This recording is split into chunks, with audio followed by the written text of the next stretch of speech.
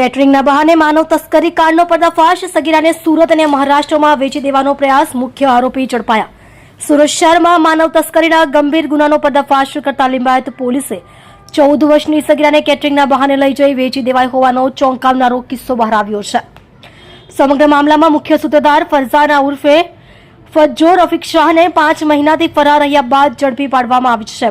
2 લાખમાં સોદો, 5 મહિના બાદ મુખ્ય આરોપી ઝડપાઈ.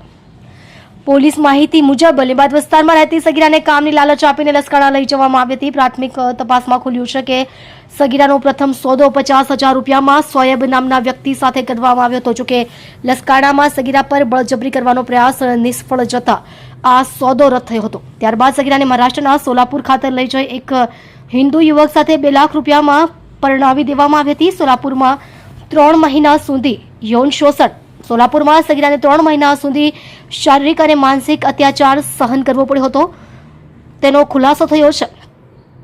પોલીસ સૂત્રોના જણાવ્યા મુજબ યુવકની બહેને માનવતા દાખવી સગીરાને તેની માતાની સાથે વાત કરાવી હતી. માતા સાથે વાત થતાં જ યુવક ગભરાઈ ગયો અને સગીરાને સુરત પરત મોકલી દીધી હતી. સુરત પરત ફરતા જ ખુલ્યો કૌભાંડ.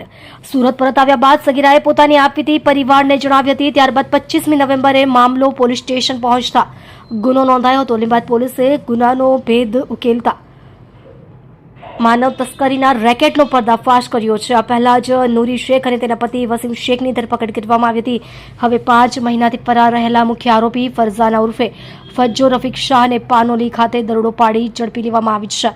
આશરો આપનાર દિયરની ધરપકડ. પોલીસે ફરઝાનાને આશરો આપનાર તેના દિયર આરીફ યુનુસ શાહની પણ ધરપકડ કરી છે. લીંબાદ પોલીસ સ્ટેશનના પીઆઈ એન.કે. કામળિયા અને પોલીસ સબ ઇન્સ્પેક્ટર કે.એચ. ચૌધરીની આગેવાનીમાં સમગ્ર નેટવર્કના અન્ય સંડોવાયેલા લોકો સુધી પહોંચવા તપાસ તેજ કરવામાં આવી છે.